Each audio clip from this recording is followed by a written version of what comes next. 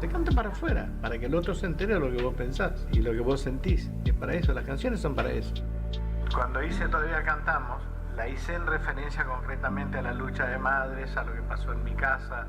Y escribí eso para mí. De pronto fue una canción de todos, de todos, de todos. Radio Caput. El poeta es eterno. Esas cosas. Dos miradas que se cruzan para hablar de nuestra realidad. Desde la radio y con la enorme posibilidad de comunicarnos con todos ustedes, queremos charlar con la gente, con los protagonistas, con los actores. Diseño Universal. Fabián y Fernando Galarraga. A pesar de los intentos de invisibilizarla para señalar que estamos viviendo una situación verdaderamente trágica. Una propuesta colectiva para dejar nuestras individualidades prejuiciosas atrás. Se aprobó con unanimidad una ley que empieza a mejorar un poquito la situación de las familias y de las personas con discapacidad. Diseño Universal. Viernes a las 14 por Radio Caput. ¡Ah, sí! Si quieres ver un paraíso, solo mira a tu alrededor y velo. Radio Caput. Desde el lugar de las utopías. La hora de Moreno. El programa de Guillermo Moreno. Economía, política y actualidad. A puro peronismo.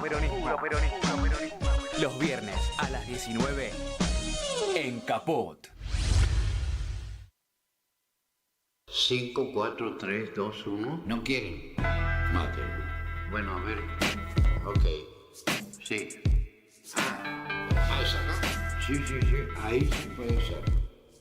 Radio Caput. Radio Caput. Radio Caput. Esto es Radio Caput. Buenas noches, muchas gracias. Radiocaput.com. Estás conectado. Estás en Caput. Bienvenidos a la segunda temporada de Los Inútiles de Siempre. Lunes de Inútiles. Bueno, si ayer no pudieron dormir por ese discurso infame de la marioneta oxidada por la locura, si perdió absoluta creencia en el género humano, si realmente cree que estamos destinados a la extinción y se levantó con un lunes pesimista y triste y está sintonizando Los Inútiles de Siempre, quédese porque hoy vamos a tener una especie de bocanada de vida, una bocanada de aire, una bocanada de poesía, con un gran hombre, un gran escritor, un poeta, un letrista. Seguramente usted conoce a Mercedes Sosa, algunas de sus letras fueron escritas por nuestro invitado, también de Peteco, también de Los Nocheros. Es decir que si quiere conocer un poco más, si quiere olvidarse por un rato, si quiere alimentarse de poesía, entonces está en el lugar correcto, junto con mi compañero Pedro Patzer en Los Inútiles de Siempre. Querido Pedro. Bueno, acá estamos, querido Sebastián Basualdo. Aquí estamos nuevamente tratando de ver cómo puede zarpar el barco secreto que todos tratamos en algún momento de que venza esta quietud, a todo esto que nos ocurre, ¿no? Y qué mejor que buscar el bastón del peregrino, de encontrar los otros laberintos, las otras formas, nunca un atajo, sino gran camino. Y por eso, en el medio de todo este dolor, en el medio de todo esta zozobra, estas cosas extrañas que pasan y tantos fantasmas, es necesario traer a los que vienen a ponerle palabras a la vida, ¿no? Y no tantas palabras del mundo.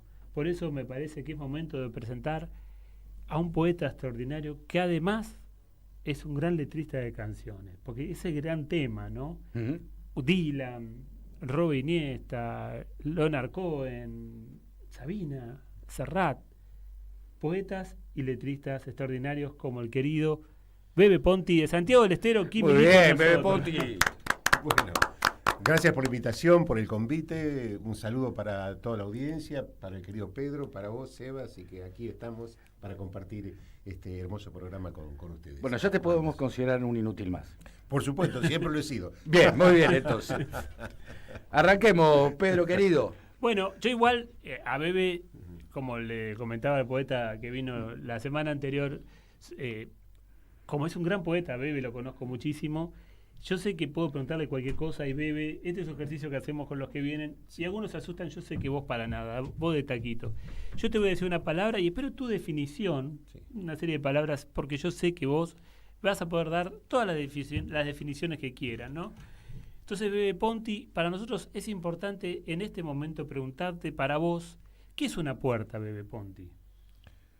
Una puerta es, como decía Bob Dylan, pegarle una patada al cielo para que caigan las estrellas. ¿Ves? Eso es un poeta. ¿Ves que se lo vos consultarle lo que sea? Golpeando las puertas del cielo, decía, ¿no? Porque, claro. sí. En lugar de pegarle una patada a una puerta a la noche, en un allanamiento, es preferible pegarle una patada al cielo para que caigan las estrellas y nos alumbren a todos. Eso sería abrir una puerta, ¿no? Hermoso. Bueno, los inútiles tenemos muchas preguntas. Tenemos curiosidades. Bueno, ¿no? dale. Viste que los destinos son propios. Sí. Cuando uno cuenta cómo hizo tal cosa, cómo llegó a tal lugar, cómo conoció a tal persona, cómo publicó tal libro. Sí. Bueno, el otro escucha y dice, bueno, voy a intentar ese camino. A veces ese camino no sirve porque a veces nos allanan el camino un poquito, nos ayudan, pero la verdad que el destino es de uno, ¿no? Cuando vos pensás en esos términos, cómo se te fueron dando algunas cuestiones, por ejemplo, que te grabe Mercedes Sosa. ¿Cómo fue eso? Bueno, me iba a golpear sus puertas. Cuando empecé a escribir canciones, había empezado a escribir poesía, cada vez que terminaba una canción, por supuesto con algún músico amigo, me tomaba el trabajo de llevar esa canción grabada en un cassette a la casa de Mercedes, ahí en Carlos Pellegrini y Arenales. Se la dejaba al encargado, por supuesto, seguramente nunca se las daba. Pero esa fue mi primer camino. ¿Qué edad tenías ahí? ¿Es joven? Era joven, 28 años, empecé, 27. ¿Y la esperanza de qué? De que la leyera te llamara, ¿nunca te enojaste? Por ejemplo, ¿qué pasa que que no valora esto? No me enojé nunca. Me parecía que era la cima y que era muy difícil, entonces lo entendía perfectamente. Era simplemente intentar subir esa montaña, llegar a esa montaña, ¿no? Bueno, no se dio nunca, así que había perdido toda esperanza y un día, mientras estaba en Santiago del Estero, con una llamada telefónica me avisan que Mercedes Sosa me había grabado. Por supuesto no creía. Para mí era una mentira, alguien que me estaba tomando el pelo. Y después era cierto, había salido un medio de acá, muy importante de Buenos Aires. Entre las novedades estaba una chacarera que hicimos con Horacio Vanegas, él hizo la música, yo la letra, que se llama Para cantar he nacido. Es una letra que le escribí aquí en San Telmo, la mitad, y la otra mitad en el patio de tierra de mi casa materna allá en Quimilí, en Santiago del Estero. Cuando la terminé, se la llevé a Vanegas le puso la música, la grabó, pasó 2 años sin pena ni gloria esa chacarera. Ajá. Y parece que Mercedes, yendo a un festival, creo que a Villa María, Córdoba, la escuchó en la radio, iba con su sobrino y preguntó de quién es esa chacarera y le contó, son de 2 santiagueños que vienen muy bien, con cosas nuevas, y la voy a grabar, dijo. Así fue, así la grabó. Cuando presentó el disco en el Teatro Ópera, recuerdo, yo vivía en Quimilí en ese entonces, me tomé un colectivo que sigue corriendo, que se llama el Expreso del Oeste, de 14, 15 horas de viaje. Llegué aquí a Buenos Aires, en esa época vivía en San Telmo, a mi casa. Lo primero que hice fue comprarme el primer equipo lindo de música. Tiene un equipo, pero así medio chambón nomás. Y compré el CD, por supuesto, en una disquería que sigue existiendo aquí en La Valle, que sigue vendiendo discos. Esas Como cosas. no pagó el auspicio, no lo vamos Claro. a... Y me puse con el disco, con el CD, a escucharlo. Estuve 2 o 3 horas escuchando, así que no lo podía creer. Esa fue la historia con esa grabación de Mercedes Sosa, que por supuesto me cambió la vida en el mejor sentido de la palabra, porque cuando un artista de esas características te toca, cuando el arte te toca, hay algo nuevo que sucede en uno, digamos, ¿no? Y para mí Mercedes Sosa representaba no solo una voz bella, sino una serie de valores argentinos, latinoamericanos y universales que representaban un decir, una forma de pensar, una forma de expresarse. Así que uno siente que la vida de uno cambia no solo en el plano material, porque hay un antes y un después de esa grabación, sino también uno cambia humanamente. Eso es lo que sentí. Después, pasado el tiempo, me hice amigo de ella. Fui al teatro ese día, aquí el Teatro Ópera, cuando presentaba Escondido en mi país. Iba a llamar Para cantar he nacido, después le puso Escondido en mi país, de Gustavo Patiño es el tema. Llevé un ramo de orquídeas, que son las flores que a ella le gustaban, y me senté solito en el teatro y en un momento nos nombró a Horacio Vanegas y al Bebe Ponti, y yo no le podía decir a la persona que estaba sentada a mi lado, ese soy yo. Así que bueno, es una serie de emociones, de sensaciones que perduran hasta el día de la fecha, porque esa canción, esa grabación me ha superado a mí, creo que también a Horacio, a los dos. Es un tema que no nos pertenece en términos. Que quedó. ¿Sabés sí. qué, Bebe? Yo, antes de darle el pie a Pedro, te quiero decir, vivimos en un momento raro. No solamente por lo que ya sabemos que de la coyuntura, pero me da la impresión, corregime, sino de que en esos tiempos había una generosidad por parte de los artistas mucho más fuerte de la que hay ahora. Esa generosidad quizás yo la leo en clave política, en clave ideológica, en clave de sufrimiento, en clave de pensar qué es lo que podía aportar cada uno. Naturalmente comparar los tiempos es difícil y equivocado tal vez, pero siento yo, es una sensación, ¿no? Que alguien como Mercedes Sosa, vamos a seguir hablando, pero que los artistas, tu talento es innegable, pero también hay que reconocer a alguien que ve el talento, ¿no? Sí. Es decir, y que ayuda a alguien en su talento, y no en la cuestión monetaria, y no en la cuestión del ventajismo, de la frivolidad, ¿no? Donde muchas veces una mujer como Mercedes Sosa, que ha dado tanto, qué interesante es, porque también puso una cuestión, hay muchas mujeres que dan en la cultura un montón de cosas, que apoyan artistas, que hacen notas, y que muchas veces no son reconocidas, y cuando vos lo ves al revés, y bueno, una mujer como Mercedes Sosa dándole el pie a artistas jóvenes, a poetas, vio en vos al poeta, eso es innegable. Sí. Bueno, era una de las características de Mercedes Sosa. Mercedes Sosa tenía un concepto acerca del arte donde incluía todas las artes. La música, la poesía, era una gran lectora, era una lectora voraz, diría, de poesía, era amiga de poetas, de muchos poetas. ¿No?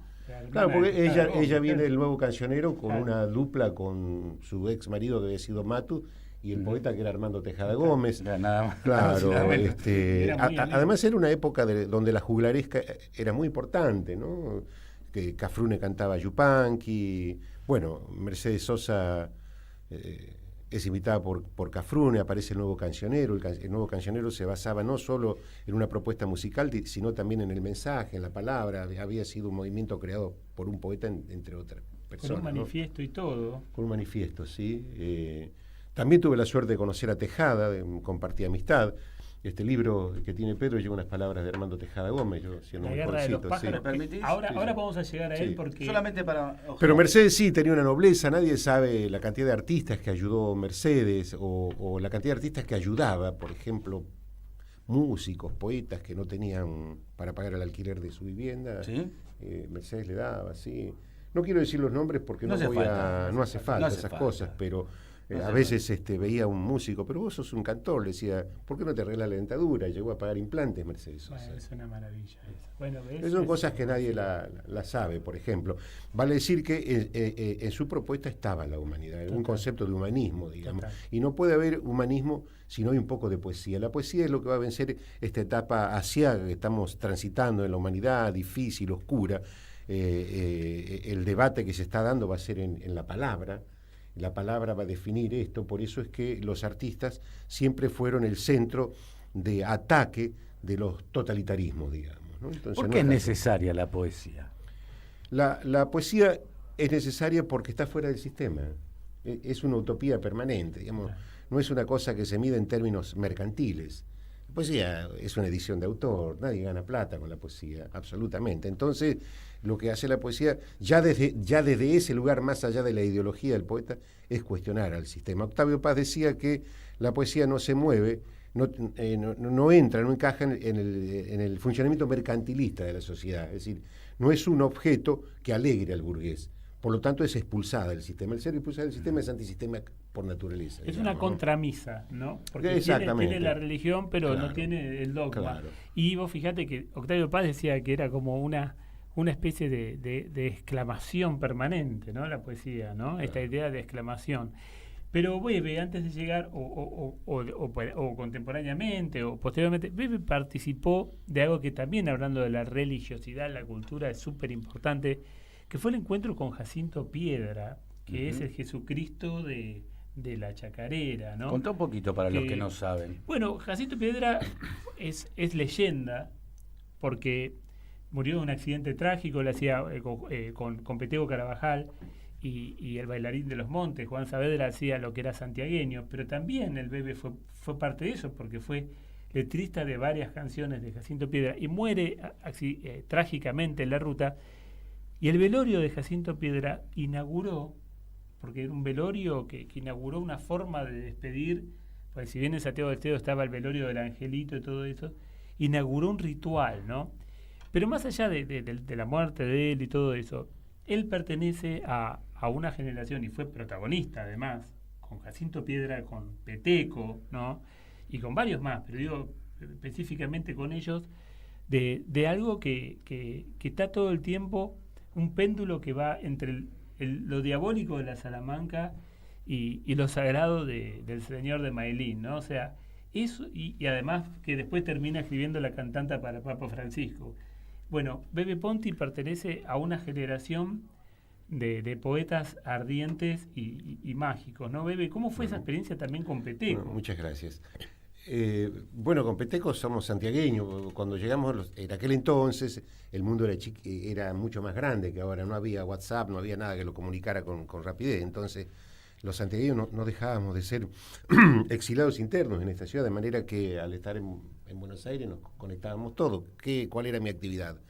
Estar en una peña o en un ciclo de poesía. Si estaba en una peña me encontraba con todos los músicos santiagueños. De modo que nos conocemos desde hace mucho tiempo con Peteco. ¿Y con Jacinto? Porque eso con Jacinto también lo encontré en esa época.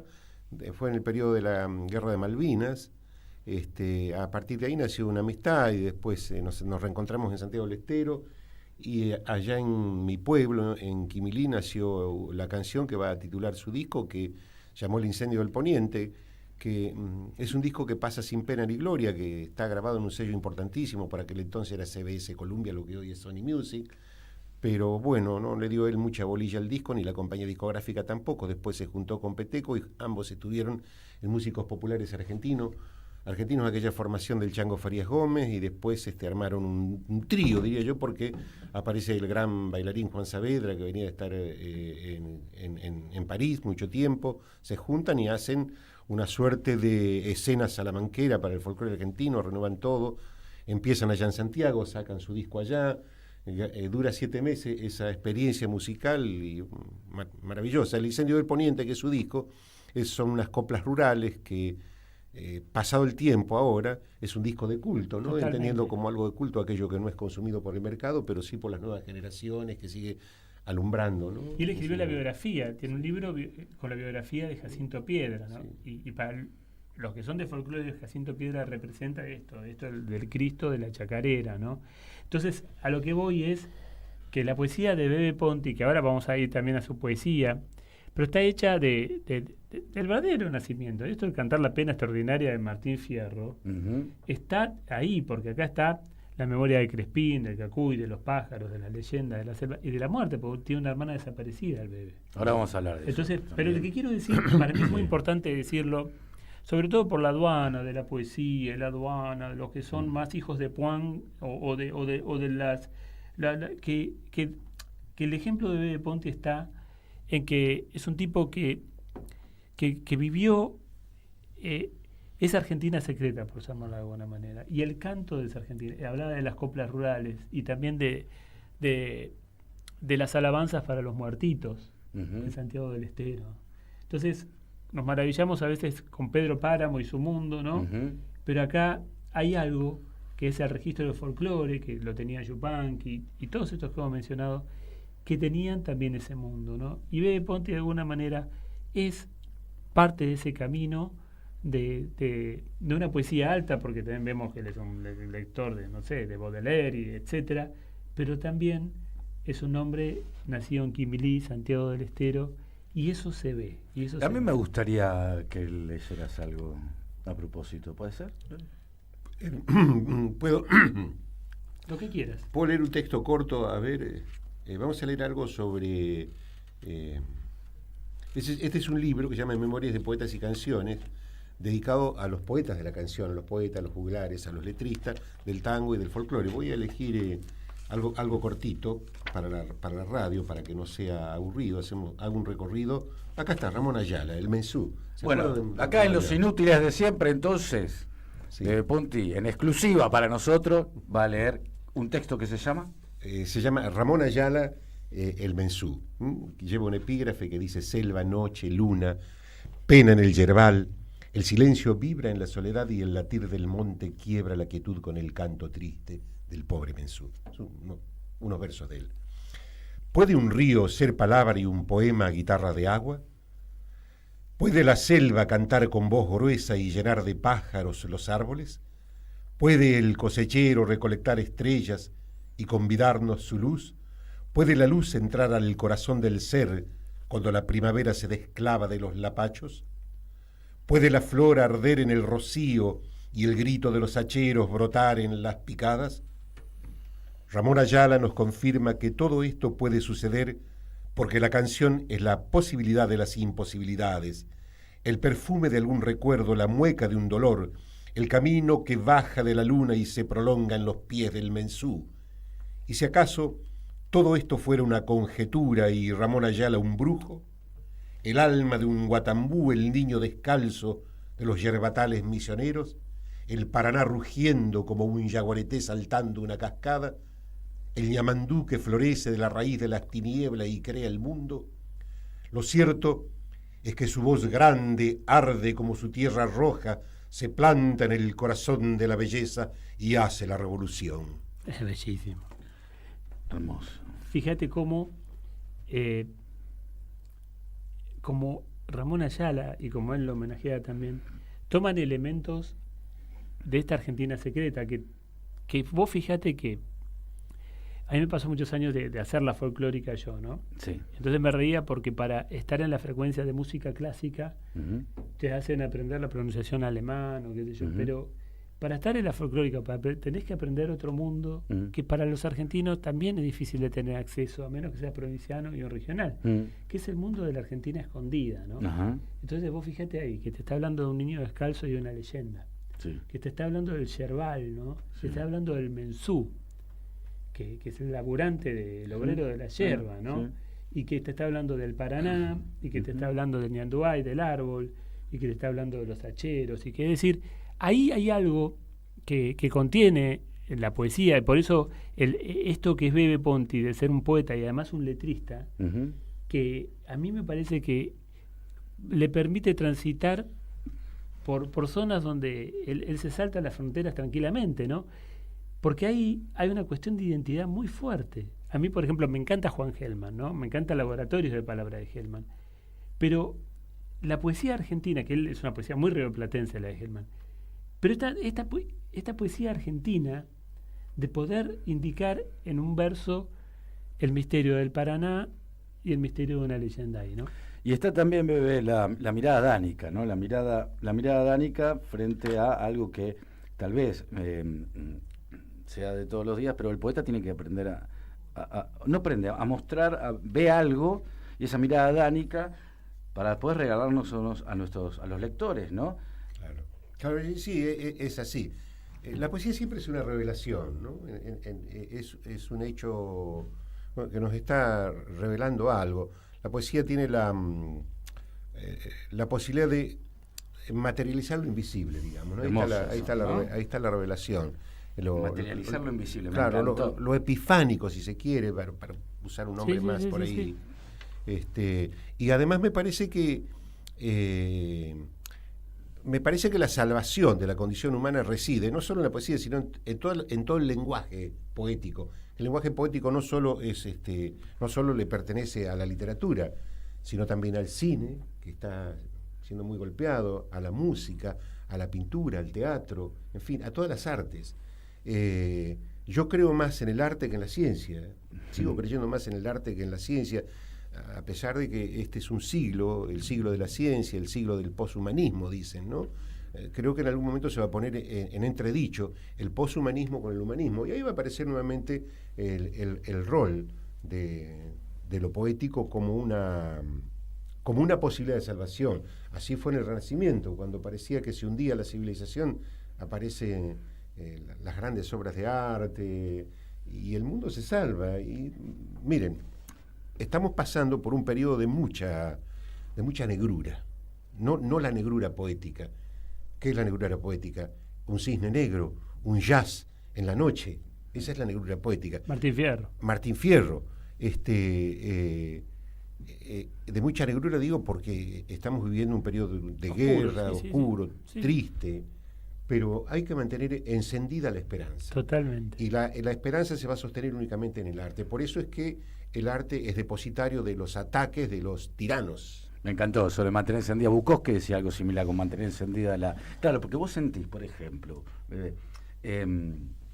nos pasa, a mí, pasa a Pedro, supongo, y me pregunto cómo te pasará a vos, habiendo vivido, y habiendo conocido, habiendo escrito, y habiendo mirado, ¿no? Y contemplado, que nos cambiaron el mundo. Y cambió tan rápido, nos cambiaron. Y la poesía, yo voy a la poesía todos los días, para no olvidarme de quién soy. Totalmente. Es como si cuando te afeitás mirándote en el espejo. Estuve en una biblioteca popular de Luis Guillón, que fue a presentar el libro, y claro, nosotros pasábamos tardes en las bibliotecas populares. Es una biblioteca. Y ya es un mundo que hoy no existe, porque se bajan en PDF o leen de otra manera, ¿no? Uh-huh. Y es un contra Google la biblioteca. En realidad, más que salir a buscar, salís a encontrar, te van a buscar a vos, ¿no? Un montón de libros. Yo entré ahí, había un silencio en esa biblioteca, ¿no? Ya era casi el anochecer. Y escuchaba que las voces, ¿viste? De golpe estaba la voz de Sarmiento por ahí. Y de golpe escuchaba ahí la voz de Alejandra Pizarnik. Y la voz de Shakespeare, ¿viste? Uh-huh. Y están ahí esas voces. Están ahí esas voces. Y ahora todo es tan rápido, tan instantáneo, incluso cosas tan violento. A veces cosas tan profundas que te la ponen en un reel y logran que se evaporen. Frases súper profundas uh-huh. que de una manera, de una velocidad que se evaporan, entonces generan que pierda el sentido que tiene que tener esto de masticar un haiku. Es cierto. ¿Entendés? Que te va masticando un haiku. Claro. ¿Y a vos, Bebe, qué te pasa con esto? Con esto que dije yo, con lo que dijo Pedro. Bueno, coincido totalmente con ustedes, ¿no? La inteligencia artificial, para poner la robótica, uh-huh. que este es el periodo del poshumanismo, se basa en el advenimiento de la robótica como centro de gravedad del desarrollo de la humanidad, digamos. Uh-huh. Tiene que pelearse con las voces, que decía Pedro, con Shakespeare, con Homero, con esto, con aquello, con Borges, con el Martín Fierro, con Atahualpa Yupanqui. Con el palpar, ¿no? Con el palpar. Viste que con la inteligencia artificial parece que puedes escribir un poema. Claro. Parece un chiste, ¿no? Sí. A mí me parece que en algún momento se va a regular. Yo no creo que vaya a desaparecer eso, va a seguir existiendo, eso no se puede parar. Pero calculo que el ser humano va a tratar de regular esto como para... Además va a haber naturalmente, va a haber desafíos, ¿no? Los desafíos son dejar el celular, por ejemplo, le llaman las dietas virtuales, donde la gente está dejando sola el celular porque sabe que no podés dormir, te enloquece, hay un exceso de información, no tenés contacto con los objetos, lo que decías vos, que lo plantea un filósofo coreano que se llama Byul-Chul Han, en un libro que se llama No Cosas, donde él hace referencia, digamos, a la desaparición del objeto como algo que nos comunica con otra cosa, digamos. Total. Con otra cosa. Bueno, hay una resistencia, de los sectores. Siempre se empieza por las clases más altas, digamos, ¿no? La clase media, porque los pueblos están preocupados para subsistir. Uh-huh. Entonces, no tiene mucho tiempo para pelear porque está en contacto con las cosas. Además no sabe si va a quedar en el laburo o no va a quedar en el laburo, porque ese robot lo viene a reemplazar. Claro. Sí, es una época, y en ese contexto, ¿no? Sí, en el que estamos. Sí. Y vos, con la poesía, el otro día estábamos en el programa anterior, el anterior también, decíamos, bueno, ¿a qué libro va uno cuando siente que se está traicionando? La palabra decía, bueno, ¿a qué libro va uno? ¿O a qué disco va uno? Cuando siente que se está por traicionar. Porque, y se ríe Pedro porque le gusta esa expresión, que no es mía, naturalmente, yo no tengo ideas propias, pero me gustó esa idea. ¿A qué libro va, bebé? ¿A qué disco va, bebé? Cuando siente que se está traicionando. Bueno, vamos a varios, ¿no? Pero hay una idea de ir al libro, de abrirlo, de leer una página 2, y uno no llega totalmente... ¿A qué libro? ¿A qué autora? Yo vuelvo siempre a Rayuela de Cortázar. Ahí va. Vuelvo siempre a los poemas de Neruda, vuelvo al mismo Hellman, escucho a Mercedes Sosa. Venía escuchando recién Sentimiento Gaucho, la versión de Piazzolla venía escuchando, y digo, esto es Buenos Aires. Total. ¿A esos vas cuando te sentís que te vas a traicionar? No le estás mintiendo a los inútiles, ¿no? No, escucho Por ejemplo, escucho eso. Antonio Porquia, sí, para mí, es una aspirina. Sí, claro, pero es un capo ese. Es un capo, ¿viste? Sí. Y Juarro, que era muy amigo del Roberto Juarro, que yo tuve una mala experiencia con la mujer que fue profesora mía en la Facultad de Letras y se enojó, como bueno, era un alumno medio indisciplinado yo. Pero esta mezcla de Juarro con su poesía vertical, ¿no? Y las voces de Porquia, bueno, wow, ¿no? Qué manera de dirigir el camino, ¿no? Y tremendo. ¿Me permitís? Sí, cómo no. La guerra de los pájaros. Lo abro al azar. ¿Puedo? Sí, Pedro, sí, es un gran poeta, así que donde abra va a salir. Apenas leí, me sorprendió. Se llama Poeta en la ciudad de los vértigos químicos. Esta ciudad gris de collares ebrios en la noche, de luna violada, como el rouge en las ojeras, de una muchacha púrpura y esta penumbra tan violenta y melancólica. Así de fuerte me inclino hasta el recuerdo, hasta la hoguera de sombra que habita en la memoria. Estoy a 200 lenguas de la cicatriz de la madera. Y hace tiempo que no escribo una carta de amor. Si pudiera romper esta distancia, tal vez encuentre el pulso de mi sueño acribillado. El animal de la sangre patea al infinito. Pasa una tormenta de piedra y carne viva. Giro 180 grados hacia el vértice del fuego con mi cuerpo alucinado y un espejo de ceniza en los ojos. Un hombre herido yace en la boca enferma de la madrugada. Lanza llama de sangre y polvoreda. Ahora nube de óxido, lámpara química de una ciudad violenta. Mi corazón retumba, se rompe, se astilla y amanecen los 2 pájaros quemados del martirio. Sí, pues. Increíble. Sí. Contá el contexto de este libro, porque es muy especial. Libro se llama La Guerra de los Pájaros, creo que es el primer libro dedicado a los desaparecidos. Estamos ya prácticamente en vísperas del 24 de marzo, el Día de la Memoria. Y como yo tengo una hermana desaparecida y conocía mucha gente que está desaparecida, sentía que tenía que hablar de ellos, pero no desde un lenguaje, digamos, directo, sino desde el lenguaje que me saliera naturalmente. Y salió en poesía. Salió así, llevó más o menos 2 o 3 años, creo que pude exorcizar parte de mi dolor con ese libro. Es un libro íntegramente dedicado a los desaparecidos. ¿Solés de hablar de lo que sucedió con tu hermana o es un tema que nunca preferís tocar? Solo hablar, por supuesto. Claro, ¿y podrías contarnos qué pasó? Mi hermana desapareció en el año 1979, era una médica cirujana del equipo del doctor René Favaloro.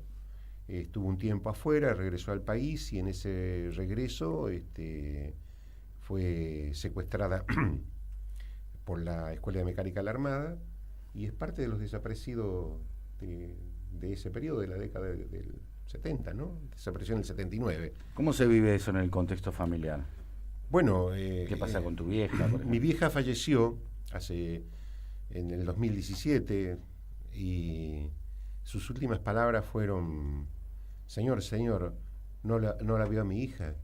Ella es rubia, pecosa y es médica, la quiero encontrar, no la vio por casualidad. Wow. Esas fueron sus últimas palabras. Mi hermano, que hace poco falleció, también falleció nombrándola. Quiere decir que el desaparecido es una tortura que sigue en el familiar, porque al no tener el cuerpo, ese dolor está presente hasta cuando uno va a cerrar los ojos, ¿no? Y en vos como además en la poesía, porque mirá esta capacidad, Bebe, pero la capacidad de ciertos seres de convertir el dolor en amor.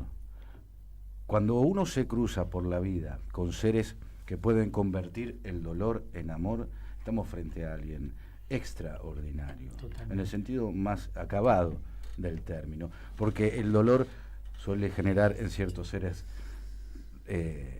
cosas espantosas, ¿no? Como el resentimiento, como la venganza, y lo convertiste en algo eterno, en un amor eterno, ¿no? En poesía, por lo menos, era lo que yo sentía, que era la única manera que la podía recuperar, digamos, a mi hermana y a todas las personas que fueron víctimas de ese periodo tan brutal que vivió la Argentina, ¿no? Te voy a pedir si algo en relación a esto que quieras. Se llama Madre, es un poema cortito.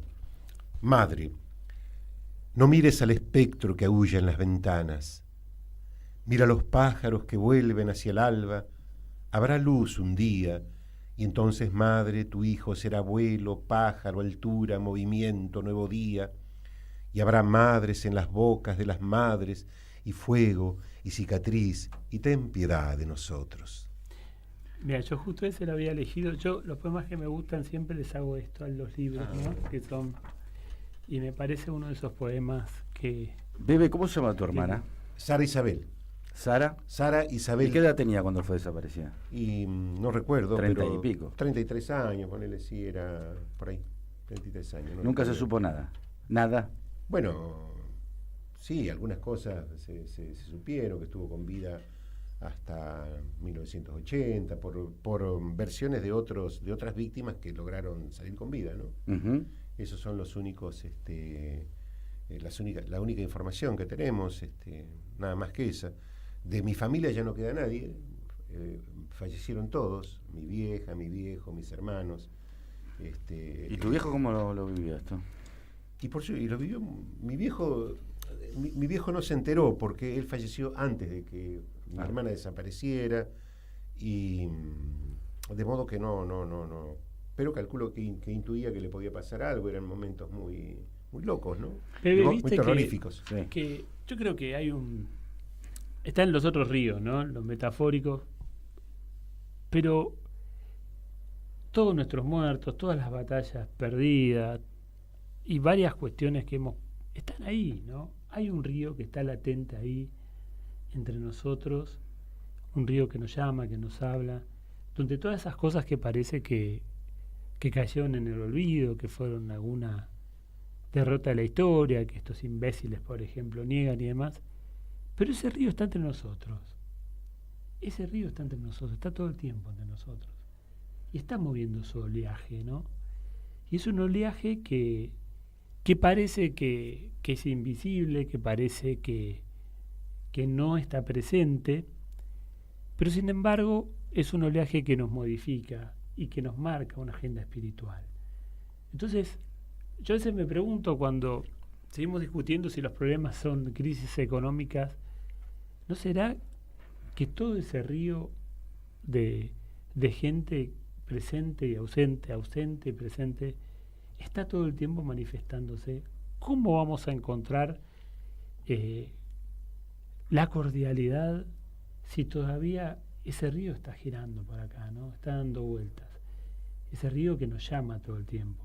Entonces, por eso yo veo a este payaso de Milei, a estos que lo aplauden y demás, y pienso mucho en ese río siempre presente. Y tu poesía y la posibilidad de este dolor, como decía Sebastián, haber generado la guerra de los pájaros y después haber hecho todo el otro camino en la cultura argentina y de llevar la palabra, es una manera también de navegar ese río, Bebe. Entonces, vos hablabas de la esperanza hace un tiempo, cuando comenzamos esta entrevista. Yo creo que la esperanza es eso, ¿no? Es seguir adelante, por supuesto, dialogando con ese río. Sí, hay que, digamos, no, está bien la metáfora del río como algo que sí que está en permanente movimiento y en permanente cambio. A mí me parece que los muertos siempre hablan, que no se puede cegar la memoria, ni taparla, ni ocultarla. Si puede haber periodos de mayor o menor, ¿cómo te puedo decir?, de mayor visibilidad de un hecho, pero no se puede tapar eso. A mí eso me tiene sin cuidado. Yo sé que la historia de la humanidad no es otra cosa que la historia del ser en su devenir intemporal, digamos, ¿no? Qué lindo eso. Qué lindo eso. Y cuando... ¿Cuál es la diferencia entre, ahora para movernos un poquito, cuál es la diferencia más elemental que podrías poner en palabras a la hora de escribir canciones y a la hora de escribir poesía? ¿Cómo te asalta a vos? ¿Cómo te lleva? Porque viste que el poeta es hablado por el lenguaje. Claro. Bueno, la canción está, digamos que es una poesía clásica, si se quiere, porque está ajustada a una métrica, generalmente está ajustada a métricas, a rima. Podemos pensar la canción en términos de un poema clásico, ¿no? Un soneto casi. O un soneto, una décima, la copla, una sextina. Pero en términos de la composición, ¿cuál es el tema de la composición? ¿Es igual? ¿Te tomás un vino y escribís un...? Es igual. Es igual porque una canción también... quiero aclarar dos cosas. Primero, un poema puede ser un artefacto y una canción también puede ser un artefacto. Bien eso. O sea, eso no molesta. Bien eso. Ni en la poesía ni en la canción. Están en todo su derecho los poetas y los letristas en hacer un artefacto, primero, ¿no? Sí. Un artefacto significa decir, yo voy a construir esto. Y lo vemos en la poesía y lo vemos en la canción. Hay artefactos que salen buenos y hay artefactos que no son buenos. Me gusta esa idea eso del artefacto. Depende de la calidad. Hay muchas personas que son artefactos también. Claro. A mí personalmente me gusta la canción y la poesía como una búsqueda en la nada. Una búsqueda en la nada. Esa es la inspiración, sería, digamos. Bien. ¿No? Una búsqueda en la nada. Hay algo, bien, o una búsqueda en el inconsciente, o una búsqueda en algo que está doliendo, o una búsqueda en algo que nos quedó grabado y que no podemos expresarlo, y en algún momento se tiene que expresar eso. Entonces, eso puede ser una canción o puede ser un poema. En términos de género, yo no hago tanta diferencia entre la canción y el poeta. Les voy a decir algo. A ver. Yo nunca me sentí letrista. No, vos sos un poeta. Porque... Sos un poeta. ¿Saben por qué? Porque me hubiera encantado ser un letrista. Ajá. Me hubiera encantado. Es un oficio muy difícil. ¿Por qué?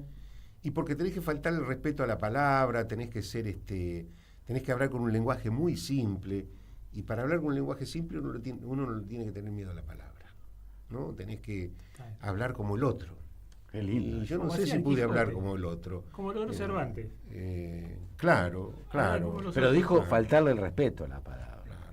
Claro, pero es lindo eso es lindo porque estatuas, ¿no? Claro, eso es lindo porque ahí ya no serías hablado por la palabra. Claro, a mí me hubiera gustado ser un letrista, pero nunca pude, hubiera tenido más éxito. No te crees. Pero sos un gran letrista. Y me parece que no, que soy en todo caso un coplero porque utilicé el octosílabo como plataforma literaria de mi canción, digamos, ¿no? Uh-huh. Y el octosílabo es un poema que corresponde al romance, ¿no? O sea, todo el romancero de Lorca, para que ustedes tengan idea, está escrito en versos de 8 sílabas, que es el verso natural del habla española. En cambio, el letrista puede entrar en el lenguaje común, simple. Dejemos una galleta de a pie, sí. Porque esto venía a colación de algo. ¿Quién es el más secreto y el más íntimo de tus maestros? Porque cuando se suele hablar, habla, ¿no? ¿Quién es el más secreto? El más secreto de tus maestros. Lorca. ¿Sí? Lorca. Creo que todos los autores argentinos somos hijos de Lorca y de Neruda. Somos hijos de Neruda. Sí, total. Y tal vez el más perfecto de todos los autores argentinos es Yupanqui. No tiene una palabra de más ni de menos, pero también es hijo de Neruda. Sí, totalmente. Totalmente. Lindo eso. Y Lorca vino acá, se quedó 6 meses, ¿no? Pero le costó la vida a la poesía. Su poesía le costó la vida porque... Dio la vida por la poesía. Pero fue así porque, además de terminar fusilado con 2 maestros y un torero, a él la Guardia Civil Española, por uno de sus poemas que estaba dedicado parece que en Romancero Gitano, ¿no? A la Guardia Civil Española. Sí. Y, o sea, su propia poesía lo condenó. O sea, es un tipo que tenía el peso político, tenía la poesía de Lorca, ¿no? Que la Guardia Civil lo condena por un poema, ¿no? Y un tipo tan lleno de vida, tan lleno de música. Yo me lo imagino vestido de blanco, tocando los pianos. Es realmente una presencia Lorca, ¿viste? Uh-huh. Es una presencia... Indudablemente. También, por supuesto, que soy hijo de los grandes autores argentinos, de Jaime Dávalos, de Castilla, de Raúl Truyenque, el santiagueño, en fin, de Homero Mansi, de Cadícamo. ¿Sos tanguero también? Sí, claro, soy tanguero. ¿Cuál también. es el tango que más te gusta por su composición poética? Y no hay uno, digamos, puede haber... A ver, tres. Bueno, Sur, me parece, ¿Sur? ¿No? Sur es uno. La última curda, El día que me quieras, por supuesto Discépolo, uno, Cambalache, hay muchos. Qué lindo, porque entonces yo puedo ver que conviven muchas cosas dentro tuyo, ¿no? Al tango lo descubrí ya siendo un viejo, siendo un hombre grande, digamos, ¿no? Por supuesto que estos tangos que te nombro lo conocía toda mi vida, pero el tango en su profundidad, en su cartografía, digamos, poética, la descubrí siendo ya un hombre grande y me enamoré profundamente. Los santiagueños son muy tangueros, además de folcloristas. ¿En serio? Y vos fijate que viene un santiagueño como Mansi, escribe Sur, Troilo la musicaliza, y Sábato dice: yo hubiera dado toda mi literatura por hacer este tango. Y hay cosas que no están escritas, pero creo que Borges se enojó. Dijo: ese tango lo tendría que haber escrito yo. Claro. Y después no estaba un poquito el tango. Porque a Borges le gustaba el tango orillero. Claro. El tango, digamos, el tango de los arrabales. El pensamiento triste que se baila, decía Borges, del tango. Medio buscando camorra, ¿no? A él no le gustaba el tango llorón, no le gustaba Gardel, por ejemplo. Pero esto que está diciendo de Homero Mansi, de Las Orillas, de Los Cuchilleros, ¿no? De Jacinto Chiclana, que escribió con Piazzolla, todas esas cosas le fascinaban. Y quizás pensaba que si vos descubriste el tango, decís de grande, quizás tenga una lógica pensar que también esto que das a la eternidad, va a haber un hombre, ¿no? que va a leer tu poesía y la va a entender siendo hombre, ¿no? Y que tal vez tengas que pasar por la vida así, con estos tropezones que nos pasan a todos, al poeta Pedro también, ¿no? Y no tener una moneda en el bolsillo para que alguien, ¿no? Y la justificación de la existencia esté aquí. Sí, bueno, es una muy buena reflexión acerca de lo que de un sentimiento poderoso a la hora de crear algo, ¿no? Creo que a eso te referías. Claro, porque podrías no haberlo hecho, ¿no? Claro, sí. Claro. Y te hubiera bastado consentirlo. Por supuesto. Miren, hay momentos mágicos en la vida de un escritor, yo me considero un escritor primero, ¿no? Me considero un tipo que escribe canciones y poemas que no sé si serán buenos. No, de verdad no me considero escritor. No me considero escritor, considero que el escritor es una persona que escribe muy bien. Quiero ser escritor, pero es un trabajo grande el ser escritor, después de leer a los grandes escritores, uno dice, mierda, ¿para qué? Pero igual, entonces ahí decís, esto es un ejercicio existencial. Pero yo quería ir a una cosa. Ese lugar novedoso, de novedad, lo tenemos cuando somos jóvenes. Hay ahí momentos de atrevimiento que ya en grande uno no tiene esa frescura. en grande uno tiene tal vez la luz de la sabiduría, que no es poca, digamos, ¿no? Pero no sé si vale más la sabiduría o el saltar al abismo. Ese arrebato que te hace hacer cosas que vos decís, ¿cómo pude haber hecho eso? Exactamente, eso yo creo que no me va a salir nunca más, ¿no? Me podrán salir otras cosas que tienen que ver ya con el oficio, con lo que decías, y conocer cosas. Antes uno era un irresponsable con la creación, y la creación tiene que ser irresponsable. Sí, la creación tiene que ser irresponsable. Pero bueno. Me gustó eso, porque lo de irresponsable viene muy bien para los inútiles de siempre, que es uno de nuestros lemas. Nuestro lema de la vida, es uno de nuestros principios, la responsabilidad, ¿no es cierto, Pedro Patzer? Totalmente, ¿no? Y pensaba que esto de la responsabilidad, el Hagan Lío de Francisco, que Bebe escribió una cantata que musicalizaron los hermanos Ábalos, los Carabajal, perdón. Y con este cura que fue hermosamente responsable, ¿no? Porque nos hizo volver a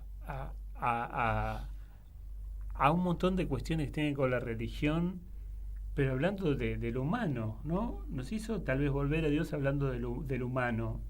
A partir de su trabajo como el máximo referente de Dios en la tierra, Él nos ayudó a creer más en el humano. Uh-huh. Y Bebe, mirá el camino que venimos diciendo, ¿no? El tema de Mercedes Sosa, ¿no? El camino con Jacinto Carabajal, con Jacinto Piedra, perdón. Y después hacer una cantata sobre el Papa Francisco, ¿no? Que son como cosas realmente muy, muy fuertes. Yo creo que Francisco, además de ser el argentino más importante de todos los tiempos, fue una de las figuras de la humanidad y del humanismo más destacadas. Contame cómo fue esa experiencia de todo esto, de todo este camino, incluso del tango que hablaba de esto, y llegar entonces a Francisco. Bueno, llegué a Francisco por ser un hombre de poca fe. Además, yo, digamos que era un hombre que criticaba mucho a Francisco antes de que fuera papa. A Bergoglio, claro. Sí, a Bergoglio, no a Francisco. Claro, a mí me pasó lo mismo. Jorge Bergoglio era un crítico feroz. Y ahí me di cuenta que uno sigue se equivoca todo el tiempo. Totalmente. Todo el tiempo. La cuestión es que un día decidimos viajar a conocer Italia y, bueno, ¿qué más cuando estaba Francisco de Papa? Entonces yo no sabía que los días miércoles él salía a saludar a la gente en la Plaza San Pedro. Entonces llego al Vaticano, estaba con mi compañera, con mi pareja, con Silvina, y una cola infernal. Le digo, no. Esta cola... Los poetas no hacemos cola. Esa no la hago. Bueno, entonces, está muy bien eso. Dice, vamos a recorrer las galerías del Vaticano. Bueno, las galerías sí, digo, pero la cola esta yo no la hago. Y empezamos a recorrer la galería y hay un accidente de una mujer que entra en un brote de nervio, comienza a sacar la ropa, viene la Guardia Vaticana, estaban dos monjitas y nosotros. No mire, y yo me quedo mirando desde las vallas, la plaza de las vallas de la galería, porque la galería estaba vallada. O sea, ¿miraste en dirección contraria a donde te estaban diciendo que mira o miraba lo que te No, habían no dicho quería que ver lo que le estaba pasando a la señora, claro. Que estaba con un ataque de nervio. Uh-huh. Y de pronto la Guardia Vaticana dice, pasen, abre la valla, camino 10 metros y sale el Papa. No, dame un traguito de eso mientras que quiero... Impresionante. ¿Sí? Y sale el Papa y yo no lo podía creer. Digo, bueno, ¿esto qué es? Dije. Y sentí como, digamos, que era un milagro, que era un llamado de atención para mí eso. Así que sí, lo pude tocar, porque justo caminé así, toda la gente que hacía la cola no pudo entrar, nosotros entramos directamente a ser los primeros. No te puedo creer. Claro. Y cuando llegué a Buenos Aires, caminando también con mi compañera, le digo, le voy a escribir una cantata al Papa Francisco. Y la voy a hacer con los Carvajal. Entonces ahí, ¿pero qué, estás loco? No, lo voy a hacer. Y ahí, después cuando llegué a mi casa, le conté la idea a los Carvajal, le encantó. Me empezaron a llover músicas. Digo, no sé en qué lío, en qué berenjenal, en qué lío me metí. Sí, pero... Ellos te mandaban... Sí, le encantó la idea y me empezaron a mandar melodías. No, muchachos, le digo, vamos a hacer 12 nada más, no manden tanto. ¿Cuántas te mandaban? ¿Como 30 te mandaron? Me mandaban rápido melodías, entonces elegí las mejores. Me encanta. Y le digo, vamos a ir por partes. Sí. Pero yo digo, no sé, quisiera Para mí el Papa fue la continuidad de San Francisco. Para mí la historia del cristianismo se define... A los argentinos nos gusta ser categórico, pontificar. Permítanme, un poco exagerado. Por ¿no? supuesto, estamos con los inútiles. Permítanme ser un poco exagerado. Para mí la continuidad de Cristo fue San Francisco. Ajá. Digamos, todo el mundo, Hermoso, en eso coincidiríamos. Sí. Ajá. Pero además yo diría que hay una trilogía que fue Cristo, San Francisco y el Papa argentino, Francisco. Bien. Eso pienso yo. Está muy bien. Pienso que el Papa más cercano a los ideales de Cristo fue Francisco.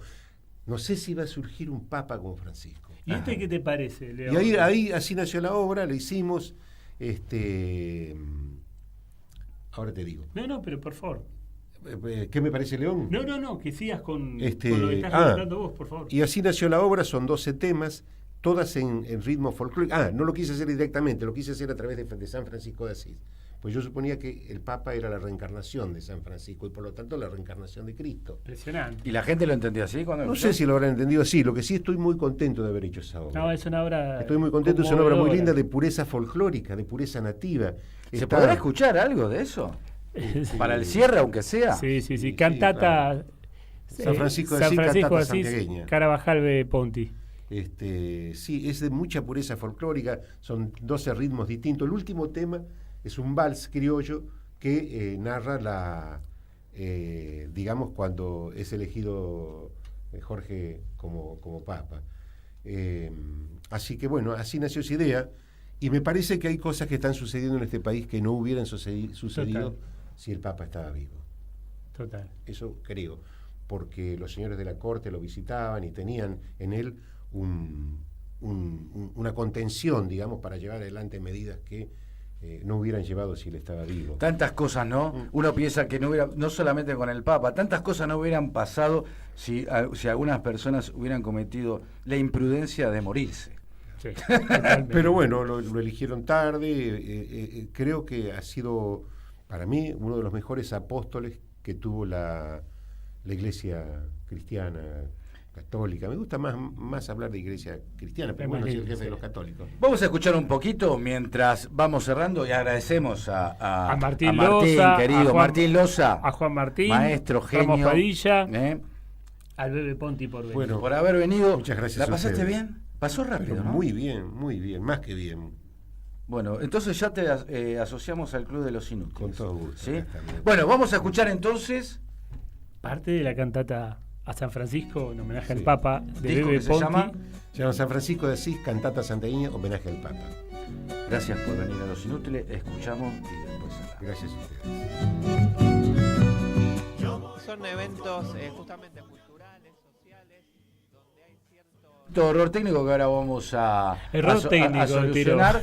Sí, no estaba tocando eso, sino estaba Papo tocando, pero bueno. Ahora volvemos. Claro, en vez del Papa estaba Papo. Sí, Papo, pero no era Papo. Muy cordobés. Sí. De León, te digo. Sí. Me parece que representa a una orden que es la creadora de la doctrina social de la Iglesia. Claro, sí, el peronismo. ¿no? Sí, el peronismo. claro. El peronismo. Totalmente. Claro, así que no creo que vaya a ser como Francisco, pero tampoco es un Papa. Total, no es Ratzinger. Sí. Exactamente. No, bueno, no importa. Pero tarea para el hogar, escuchen la cantata. Sí. Bebe, ¿se consiguen estos libros? No, estos libros no se consiguen. ¿No? ¿Cómo puedo hacerme de un ejemplar? Mira, ¿cómo puedo hacer? Porque a mí me fascinó yo le voy a... Y Pedro Paz, como rata sucia que hizo, lo guardó rápido, a ver si yo se lo robaba. De la Guerra de los Pájaros hay una segunda edición, o sea que hay muchos ejemplares. Esta es la primera, la segunda se hizo en el 2021, así que le voy a dar a Pedro para que te alcance un ejemplar. Por favor. Y de este libro... A Pedro, porque le voy a robar ese que tenés. ¿Vos tenés este libro o no? Sí. De este no tengo ejemplares, me quedan muy pocos, estoy haciendo la segunda edición. Me gusta mucho. Pero sí me comprometo a enviarte la segunda edición de La Guerra de los Pájaros, que la realizó la Biblioteca del Congreso de la Nación el 24 de marzo del 2021. Creo que lleva unas palabras de Tati Almeida. Gracias, maestro. Bueno, a ustedes por invitarme. Gracias a vos, Eva, y al querido Pedro, que lo conocemos. Sos un maestro, Bebe. Gracias, maestro. Nos vemos entonces el lunes que viene o con otro encuentro de los inútiles de siempre. Abrazo para todos. Soy Osvaldo Bayer. Bueno, un saludo para la Radio Caput, radio de nombre increíble, roto, jodido, completamente aniquilado, que haya puesto ese nombre, ¿no? Con mucha ironía, evidentemente.